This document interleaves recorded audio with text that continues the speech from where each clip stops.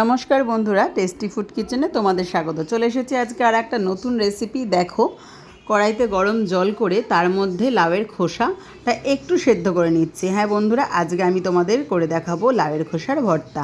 তো দেখো, তারপরে কাঠখোলায় দিয়ে দিলাম 5 কোয়া মতো রসুন, একটু বড় সাইজের রসুনগুলো, আর একটু কালো জিরে, বেশ 1 চামচ মতো কালো জিরে ভালো করে টেলে নিয়ে কাঠখোলায় এটা আমি মিক্সিতে গ্রাইন্ডার করে রেখেছি। লাউয়ের খোসা তার মধ্যে দিয়ে দিলাম, দিয়ে বেশ আরেকটু ভালো করে মিক্স করে গ্রাইন্ড করে নিলাম। এদিকে কড়াইতে দেখো দিয়ে দিয়েছি একটা শুকনো লঙ্কা ফোড়ন, আর দিয়ে দিলাম বেশ একটা মিডিয়াম সাইজের পেঁয়াজ কুচি কুচি করে।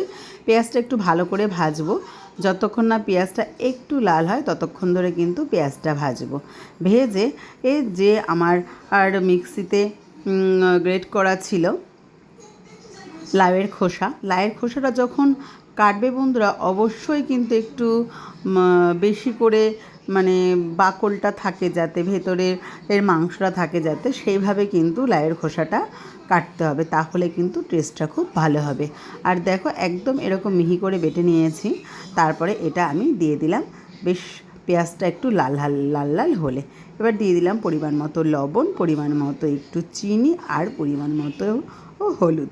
ব্যাস, একদম রেডি আমার লাউয়ের খোসা বাটা। আর খেতে কিন্তু দুর্দান্ত, মানে এই বাটাগুলো ফার্স্ট টাইমই করছি। জাস্ট খেতে এত সুন্দর যে এক থালা গরম ভাত নিমেষের মধ্যে কিন্তু উড়ে যায়। আর মানে করতেও এতটা ঝামেলা না। তো বন্ধুরা, আমার এই রেসিপিটা তোমাদের পছন্দ হলে অতি অবশ্যই লাইক কমেন্ট করে দিও। ফেসবুক থেকে দেখলে ফলো করে দিও, ইউটিউব থেকে দেখলে সাবস্ক্রাইব করে রেখো। Thank you.